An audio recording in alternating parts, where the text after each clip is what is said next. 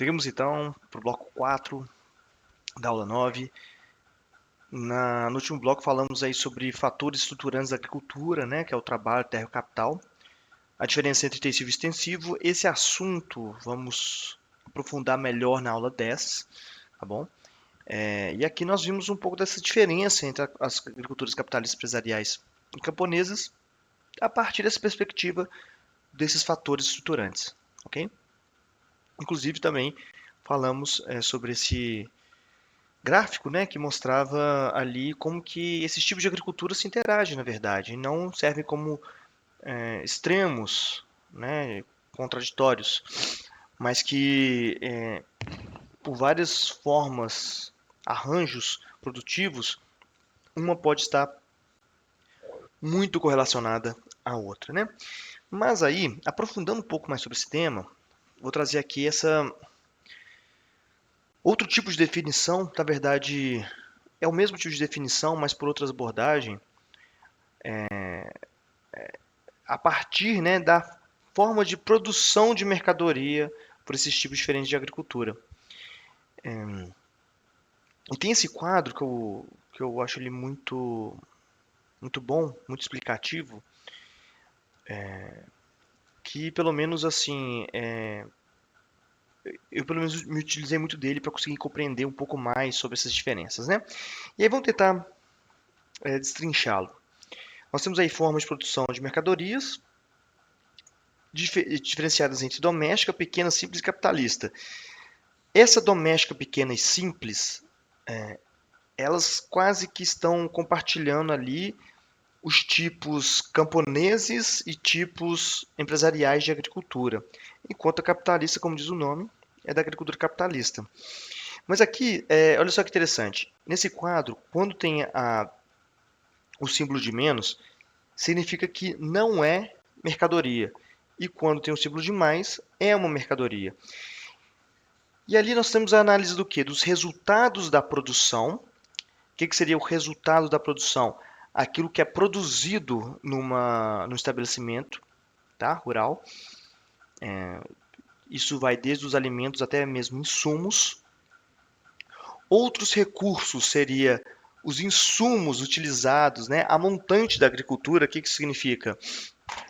Água, sementes, adubos, mão de obra, né? São outros recursos necessários para a produção. Desculpa, eu falei mão de obra, mas a mão de obra é uma análise à parte, tá? Aí tem aí a força de trabalho, a mão de obra, e depois os objetivos de cada uma.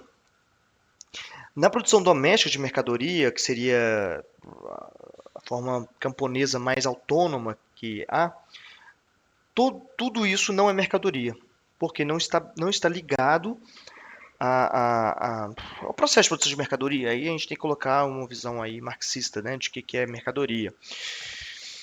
Já na pequena produção, na forma de pequena produção de mercadorias, tanto os outros recursos quanto a força de trabalho não são mercadorias, mas aquilo que é produzido é mercadoria. Ou seja, os resultados, os alimentos produzidos, por exemplo, já vão para o mercado pensando na produção de mercadorias. E não necessariamente ao autoabastecimento, como está colocando ali o objetivo da produção doméstica. Então, o objetivo dessa pequena é a sobrevivência. Trocar o que é produzido no estabelecimento rural por dinheiro, para com que esse dinheiro eu consiga sobreviver. Trocar por outras coisas que são necessárias. Finalmente, a gente chega na forma de produção simples. Essa produção simples já tem o objetivo de produzir renda, em que tanto os resultados da produção quanto os outros recursos são mercadoria. Então, para produzir essas mercadorias, que são os alimentos, eu também compro mercadorias. A semente, por exemplo, já não é reproduzida no meu próprio estabelecimento. Eu já tenho que comprar essas sementes em outro local. O mesmo pode acontecer com fertilizantes. Em vez de eu produzir o meu próprio adubo através das criações que eu tenho, eu já preciso de comprar esse adubo em algum local. E olha só que interessante, até na simples, a força de trabalho continua não sendo uma mercadoria, ou seja, pode ser tanto por trabalho familiar ou por trocas recíprocas. Tá?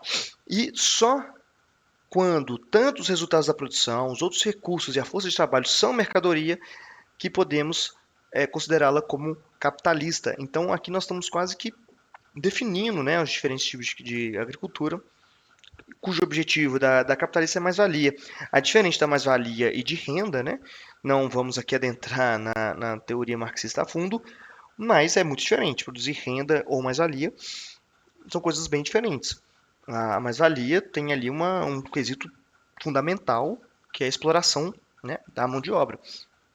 Quanto à renda, está muito mais ligada à exploração da própria mão de obra, nesse caso daqui, tá, gente? Nesse abordagem aqui que o blog está propondo. Esse aqui é um quadro também trazido para o blog, aqui, ó. Inclusive, coloquei 3 referências para quem quisesse aprofundar mais nesse assunto, mas eu acredito que aqui eu estou colocando mais como uma leitura a mais, tá bom? Eu acho que talvez só a leitura, deixa eu ver, aí ó, do primeiro artigo seria interessante também para o exame, porque ele fala muito sobre a organização do espaço agrário no mundo, né? Pode ler a introdução da segunda referência, Camponeses e Impérios Alimentares, mas acredito que a primeira, as 7 teses sobre a agricultura camponesa, seja uma síntese, né, de tudo que ele fala nos demais artigos e livros. E aqui também, né, só para constar, também coloco ali a tese que eu produzi, que eu utilizo muito desse quadro, transformo ele em outra matriz para analisar as formas camponesas de produção, né? Então, deixo aí a referência para caso alguém tiver interesse de aprofundar mais nesse assunto. Para quem quiser entender mais sobre o que é o campesinato, pelo menos ali na minha tese eu busco trazer vários elementos e analisar de forma mais didática possível o que seria, né? E aqui, pessoal, eu queria entrar já no assunto que vamos já quase que introduzir a aula 10, tá? Que são os chamados complexos agroindustriais. Então, estou analisando aqui tanto o campesinato quanto a agricultura empresarial, a agricultura capitalista, nesse sentido aí da cadeia produtiva mundial, né?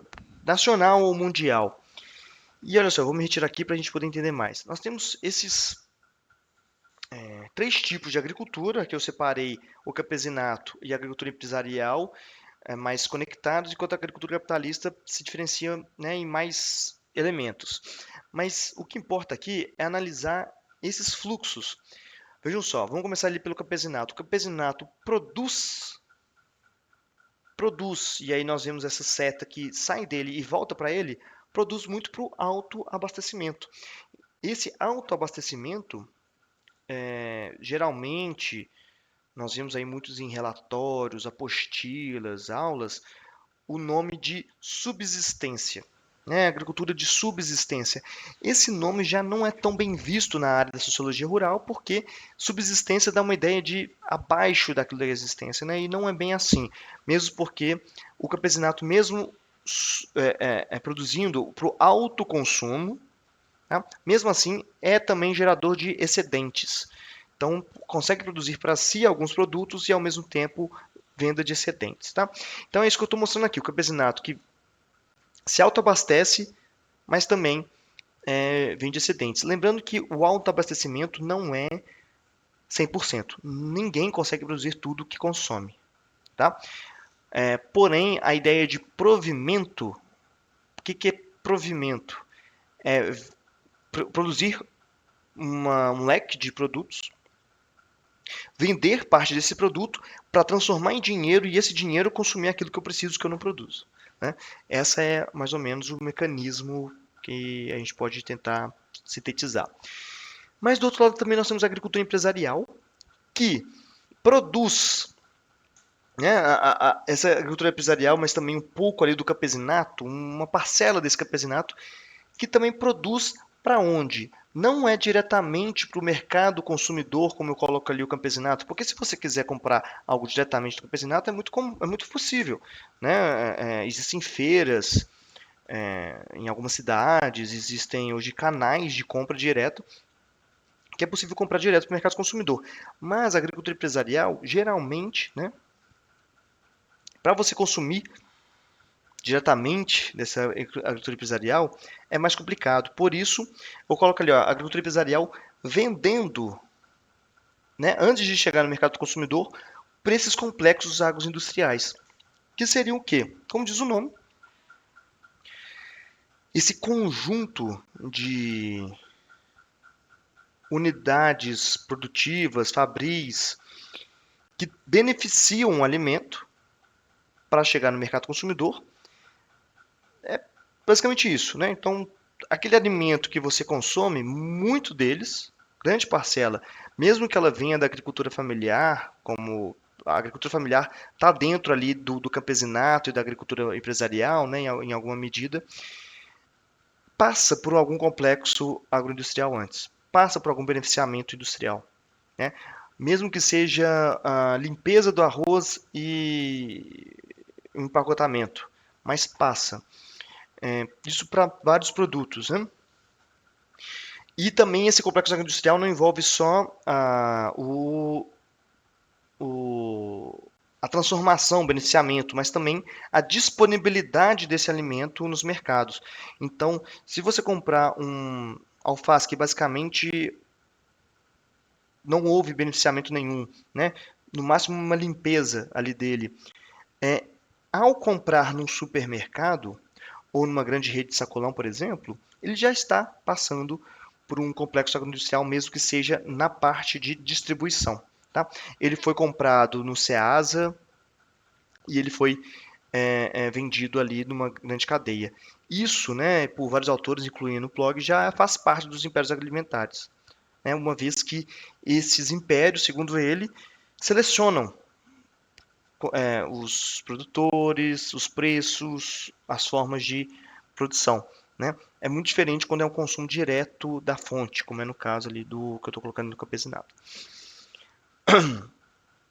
E o mesmo acontece para a agricultura capitalista, né, que fornece diretamente ali para os complexos agroindustriais. E esse complexo agroindustrial finalmente leva ali para o mercado consumidor.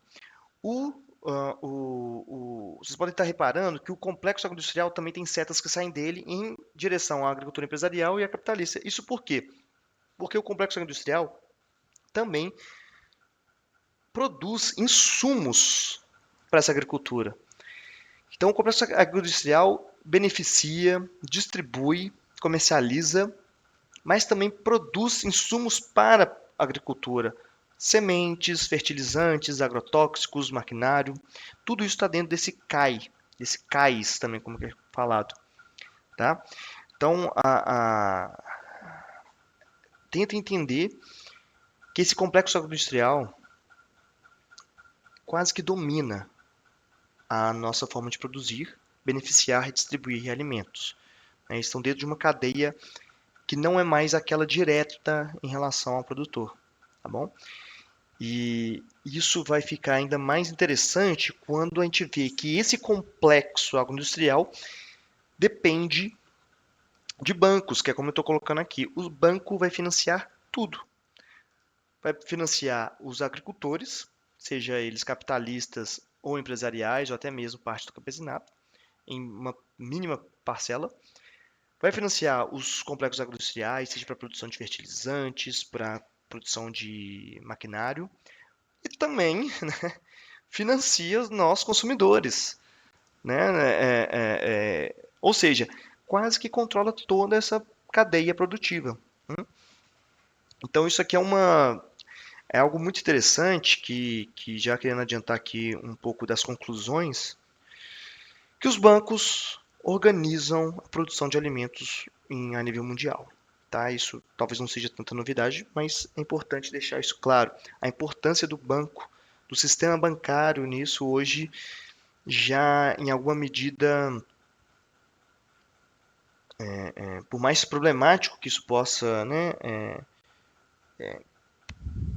as consequências que isso pode trazer, né, mas a ordem, né, de produção da agricultura hoje depende diretamente dos bancos. E a gente pode ver várias consequências disso sobre crises imobiliárias nos Estados Unidos podem levar alguns países à fome, né? Inclusive tem um filme que eu gosto muito, chama O Menino que Descobriu o Vento, né? É um filme que foi baseado, né, num roteiro já descrito é uma história verídica, mas que depois foi transformada num filme, num roteiro mais cinematográfico, mais comercial. Mas é um filme que, para mim, eu gosto muito dele porque, primeiro, quando eu vou ensinar sobre campesinato, eu utilizo muito aquele filme porque ele consegue representar o que que é uma comunidade rural camponesa na África Central, mas também o contexto histórico que o filme passa é uma grande crise de fome que acontece aí no Malawi e outros países em volta, em decorrência dos atentados de 2001, de 11 de setembro de 2001 nos Estados Unidos. Como que algo que acontece ali em outro país, um ataque terrorista ligado à geopolítica de países que não tem nada a ver com o local, podem criar essas crises de alimentação em países que a princípio não tem nada a ver com o assunto, né? Mas isso muito se deve a essa dependência que existe em relação ao sistema bancário e a cadeia interdependente de bancos no mundo, né? Mas seguindo e aprofundando mais nisso, nós temos aqui um fluxograma, né, tentando destrinchar mais o que, que são esses complexos agroindustriais. E eu tentei ali em cima, de alguma forma, tipificar essas partes desses fluxos, né?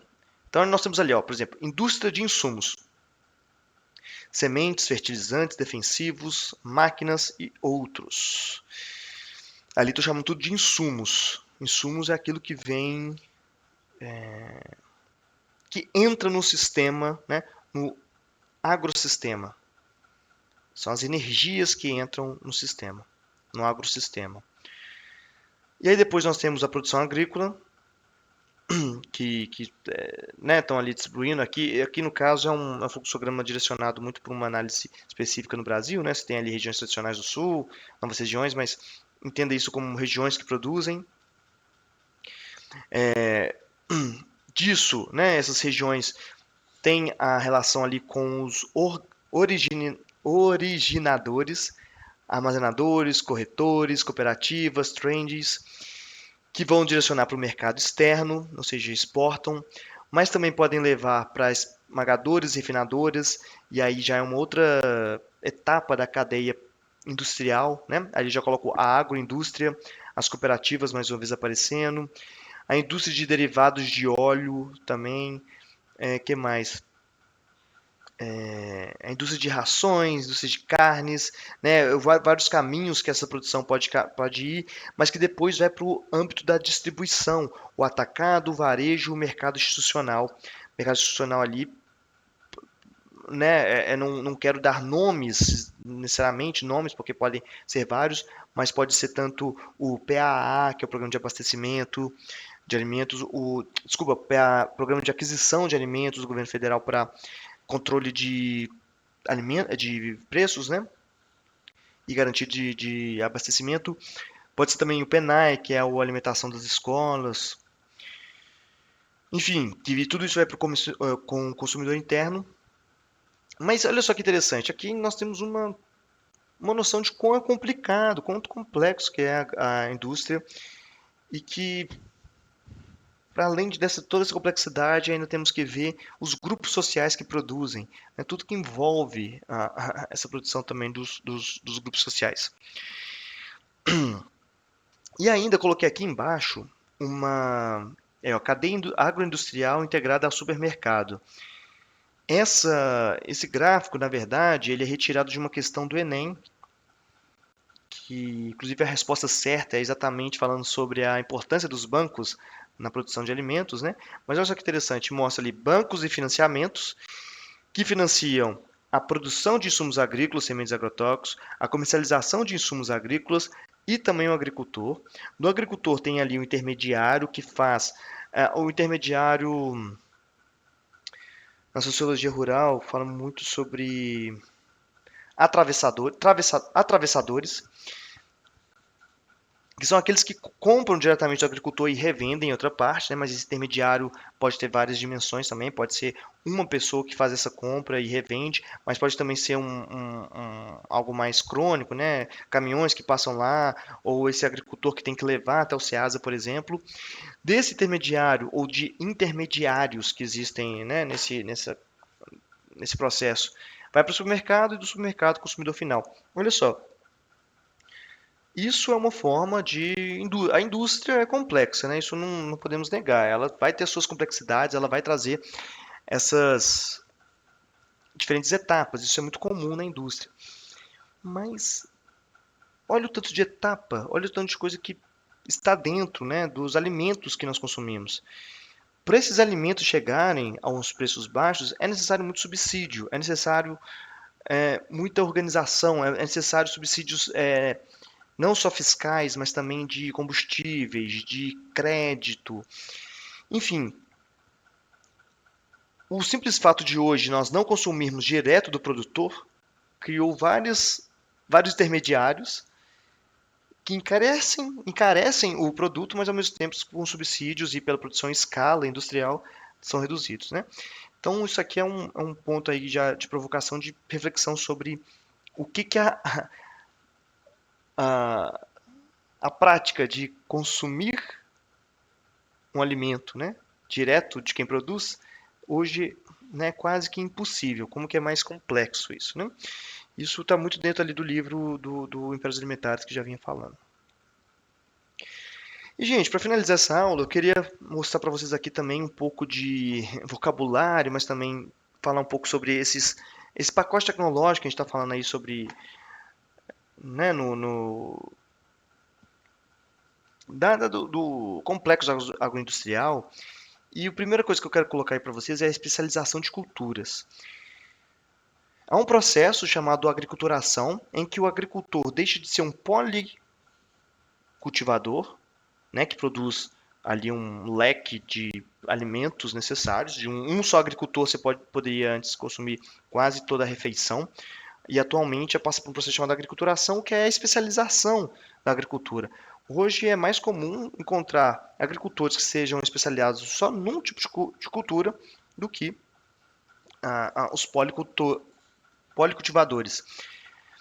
Então nós temos ali a risicultura, que é a produção de arroz, citricultura, de cítricos, né, silvicultura, que é eucalipto, pinos, reflorestamento em geral, cafeicultura, cotonicultura, canavieira, olericultura, essa palavra aí também é muito importante. Olericultura tem a ver com hortaliças, tá bom?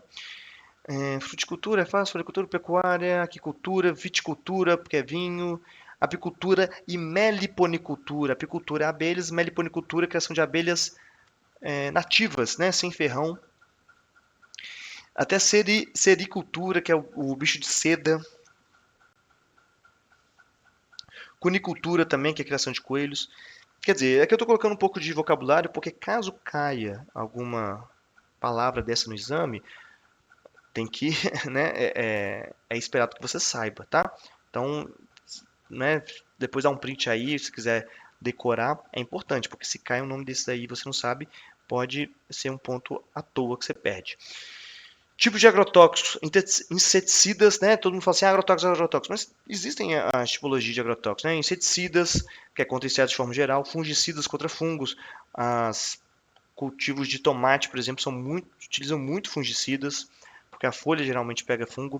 Herbicidas, e aqui entra o tal do Roundup, né? Que é um dos mais famosos herbicidas que tem, que, enfim, falando rapidamente sobre isso, né?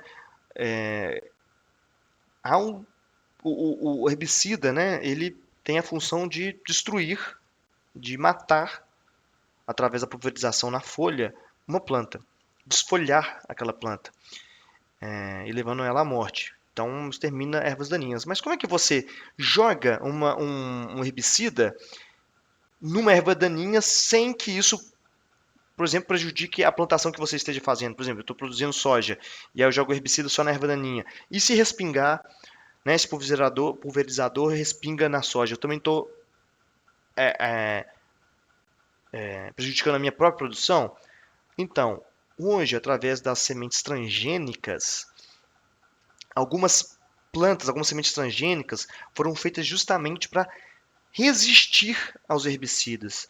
O que significa? Que ao pulverizar um herbicida, eu vou matar todas as plantas que tiverem naquela lavoura, menos a que eu quero, né? Menos a que eu me interesso, que seria a soja, ou por exemplo, a canola, né? Canola é uma planta que nem existe, né? O pessoal fala muito do óleo de canola. Canola, na verdade, é uma abreviação de Canada Oil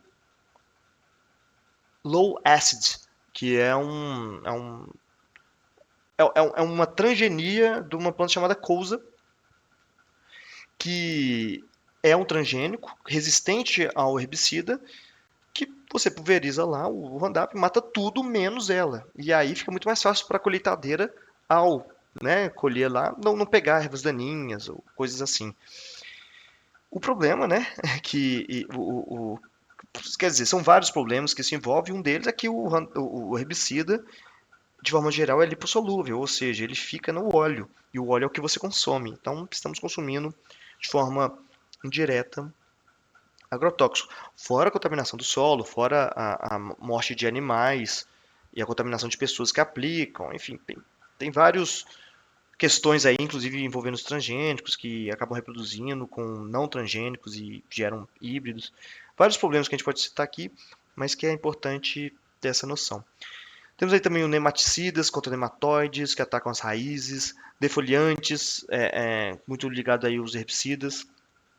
Temos aqui também deixa eu me retirar aqui, os tipos de fertilizante, né?